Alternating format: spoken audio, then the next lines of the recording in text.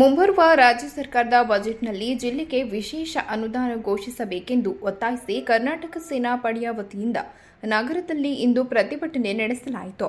ನಗರದ ಜಿಲ್ಲಾಧಿಕಾರಿ ಕಚೇರಿ ಮುಂಭಾಗದಲ್ಲಿ ಜಮಾಯಿಸಿದ ಪ್ರತಿಭಟನಾಕಾರರು ಈ ಬಾರಿ ರಾಜ್ಯ ಬಜೆಟ್ನಲ್ಲಿ ಜಿಲ್ಲೆಗೆ ಹೆಚ್ಚಿನ ಅನುದಾನ ನೀಡಿ ಎಂದು ಘೋಷಣೆ ಕೂಗಿ ಪ್ರತಿಭಟಿಸಿದರು. ಇದೇ ಸಂದರ್ಭದಲ್ಲಿ ಕರ್ನಾಟಕ ಸೇನಾಪಡೆಯ ರಾಜ್ಯಾಧ್ಯಕ್ಷ ಶ್ರೀನಿವಾಸ್ ಗೌಡ ಮಾತನಾಡಿದರು. ಪ್ರತಿಭಟನೆಯಲ್ಲಿ ನಿಜಧ್ವನಿ ಗೋವಿಂದರಾಜು, ಪುಣ್ಯದುಂಡಿರಾಜು, ಎಸ್ಪಿಬಿ ಶಿವಣ್ಣ, ಮಂಗಲ ಹೊಸೂರು, ಪರ್ವತರಾಜ್ ಹಾಗೂ ಇತರರು ಭಾಗವಹಿಸಿದ್ದರು.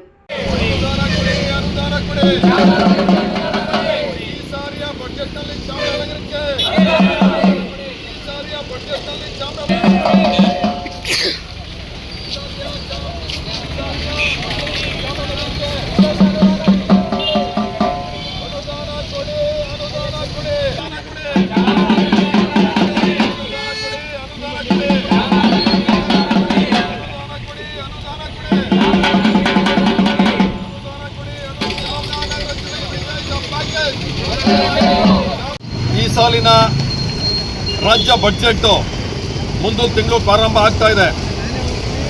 ಮುಖ್ಯಮಂತ್ರಿ ಸನ್ಮಾನ್ಯ ಸಿದ್ದರಾಮಯ್ಯನವರು ಈ ಸಾಲಿನ ಬಜೆಟ್ನ ಮಂಡನೆ ಮಾಡ್ತಾರೆ.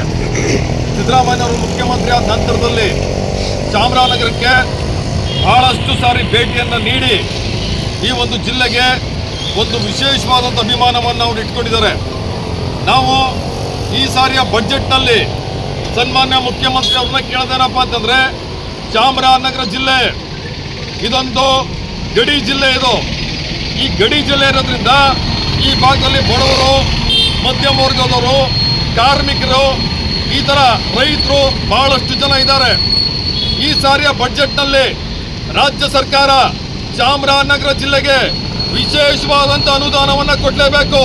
ಕನಿಷ್ಠ 5,000 ಕೋಟಿ ವಿಶೇಷ ಪ್ಯಾಕೇಜ್ ಅನ್ನ ಚಾಮರಾಜನಗರ ಜಿಲ್ಲೆಯ ಸರ್ವತೋನ್ಮುಖ ಅಭಿವೃದ್ಧಿಗೆ ರಾಜ್ಯ ಸರ್ಕಾರ ಕೊಡಲೇಬೇಕು ಅಂತೇಳಿ ರಾಜ್ಯ ಸರ್ಕಾರವನ್ನು ಒತ್ತಾಯ ಮಾಡ್ತಾ ಇವತ್ತು ಚಾಮರಾಜನಗರದ ಜಿಲ್ಲಾಧಿಕಾರಿಗಳ ಕಚೇರಿಯ ಮುಂದೆ ತಮಟೆ ಚಳವಳಿ ಮಾಡುವ ಮುಖಾಂತರ ನಾವು ರಾಜ್ಯ ಸರ್ಕಾರಕ್ಕೆ ಒತ್ತಾಯವನ್ನು ಮಾಡ್ತಾ ಇದ್ದೀವಿ. ಮತ್ತು ಚಾಮರಾಜನಗರದಲ್ಲಿ ಬಿಸಿಲು ಈಗಾಗಲೇ ತಡ್ಕೊಳ್ಳೋದಕ್ಕೆ ಆಗ್ತಾ ಇಲ್ಲ. ಕೆರೆಗಳು ಬಹಳಷ್ಟು ಕೆರೆಗಳನ್ನ ಆ ಕೆರೆಗಳಿಗೆ ನೀರನ್ನು ತುಂಬಿಸೋದ್ರ ಮೂಲಕ ರೈತರಿಗೆ, ಜನಗಳಿಗೆ ಅನುಕೂಲ ಮಾಡಿಕೊಡ್ಬೇಕು ಅಂತ ಸರ್ಕಾರವನ್ನು ಒತ್ತಾಯ ಮಾಡ್ತಾ ಇದ್ದೀವಿ. ಮತ್ತು ಪ್ರವಾಸೋದ್ಯಮಕ್ಕೆ ವಿಶೇಷವಾದಂಥ ಗಮನವನ್ನು ಕೊಟ್ಟು ಈ ಸಾರಿ ಬಜೆಟ್ನಲ್ಲಿ ಅನುದಾನವನ್ನು ಕೊಡಲೇಬೇಕು. ಮತ್ತು ಬಹಳ ವಿಶೇಷವಾಗಿ ಶಿಕ್ಷಣ ಕ್ಷೇತ್ರಕ್ಕೆ ಚಾಮರಾಜನಗರದಲ್ಲಿ ಒಂದು ವಿಶ್ವವಿದ್ಯಾಲಯ ಇದೆ. ಈ ವಿಶ್ವವಿದ್ಯಾಲಯ ಹೆಸರಿಗೆ ಮಾತ್ರ ವಿಶ್ವವಿದ್ಯಾಲಯ ಇದೆ, ಆದರೆ ಸರ್ಕಾರ ಈ ವಿಶ್ವವಿದ್ಯಾಲಯಕ್ಕೆ ಕೊಡಬೇಕಾದಂತ ಯಾವುದೇ ಸಹಕಾರ ಆಗಲಿ, ಅನುದಾನ ಆಗಲಿ ಏನನ್ನು ಸಹ ಇದುವರೆಗೆ ಕೊಡ್ತಾ ಇಲ್ಲ. ಇದು ನಿಜವಾಗ್ಲೂ ಅತ್ಯಂತ ನೋವಿನ ಸಂಗತಿ. ಚಾಮರಾಜನಗರದ ವಿಶ್ವವಿದ್ಯಾನಿಲಯದ ಸಂಪೂರ್ಣ ಅಭಿವೃದ್ಧಿಗಾಗಿ ಈ ಸಾರಿ ಬಜೆಟ್ನಲ್ಲಿ ಕನಿಷ್ಠ 100 ಕೋಟಿ ರೂಪಾಯಿಗಳನ್ನ ಸರ್ಕಾರ ಕೊಡಬೇಕು ಅಂತೇಳಿ ಒತ್ತಾಯ ಮಾಡ್ತಾ ಇದ್ದೀವಿ. ಮತ್ತು ಕುಡಿಯ ನೀರು ಯೋಜನೆ ಬಹಳ ಮಂದಗತಿಯಲ್ಲಿ ಸಾಗ್ತಾ ಇದೆ. ಚಾಮರಾಜನಗರ ಪಟ್ಟಣಕ್ಕೆ 2ನೇ ಹಂತದ ಕುಡಿಯ ನೀರಿನ ಯೋಜನೆ ಬಹಳ ಮಂದಗತಿಯಲ್ಲಿ ನಡೀತಾ ಇದೆ. ತಕ್ಷಣ ಸರ್ಕಾರ ಇದಕ್ಕೆ ದುಡ್ಡನ್ನು ಬಿಡುಗಡೆ ಮಾಡೋದ್ರ ಮೂಲಕ ಕುಡಿಯ ನೀರಿನ ಸಮಸ್ಯೆಯನ್ನ ಈ ಭಾಗದಲ್ಲಿ ಬಗೆಹರಿಸಬೇಕು ಅಂತ ಹೇಳಿ ಸರ್ಕಾರಕ್ಕೆ ಒತ್ತಾಯ ಮಾಡ್ತಾ ಇದೀವಿ.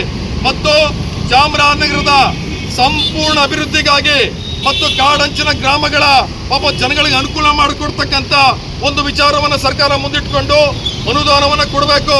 ಮತ್ತು ವಿಶೇಷವಾಗಿ ಕರ್ನಾಟಕ ರಾಜ್ಯದ ತುಟ್ಟ ತುದಿಯ ಗಡಿ ಪ್ರದೇಶವಾದಂಥ ಚಾಮರಾಜನಗರದಲ್ಲಿ ಕನ್ನಡದ ಬೆಳವಣಿಗೆ, ಕನ್ನಡದ ಅಭಿವೃದ್ಧಿಗೋಸ್ಕರ ಈ ಸಾರಿ ಒಂದು ದೊಡ್ಡ ಕನ್ನಡ ಭವನವನ್ನ ಈ ಬಜೆಟ್ನಲ್ಲಿ ರಾಜ್ಯ ಸರ್ಕಾರ ಮಂಜೂರು ಮಾಡಿಕೊಡ್ಬೇಕು ಅಂತ ಹೇಳಿ ಇನ್ನು ಬೇಕಾದಷ್ಟು ವಿಚಾರಗಳಿದೆ.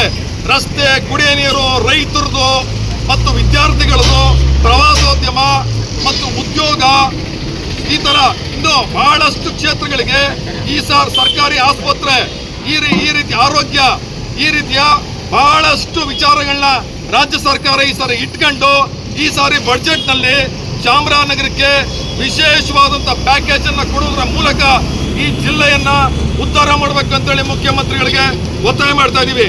ನೀವು ಚಾಮರಾಜನಗರಕ್ಕೆ ಬರ್ತೀರಿ, ಹೋಗ್ತೀರಿ, ಸಂತೋಷ. ಆದ್ರೆ ಬರೀ ಬಂದು ಹೋಗೋದ್ರಿಂದ ಏನು ಸಮಸ್ಯೆ ಬಗೆಹರಿದಿಲ್ಲ. ನೀವು ನಿಜವಾಗ್ಲೂ ಈ ಜಿಲ್ಲೆ ಬಗ್ಗೆ ಮುಖ್ಯಮಂತ್ರಿಗಳಿಗೆ ಪ್ರೀತಿ ಇದ್ರೆ ನೀವು ವಿಶೇಷವಾದಂತ ಅನುದಾನವನ್ನು ಕೊಡೋದ್ರ ಮೂಲಕ ಈ ಜಿಲ್ಲೆಯನ್ನ ನೀವು ಉದ್ಧಾರ ಮಾಡಬೇಕು ಅಂತ ಹೇಳಿ ಈ ಸಂದರ್ಭದಲ್ಲಿ ಒತ್ತಾಯ ಮಾಡ್ತಾ ಇದ್ದೀವಿ.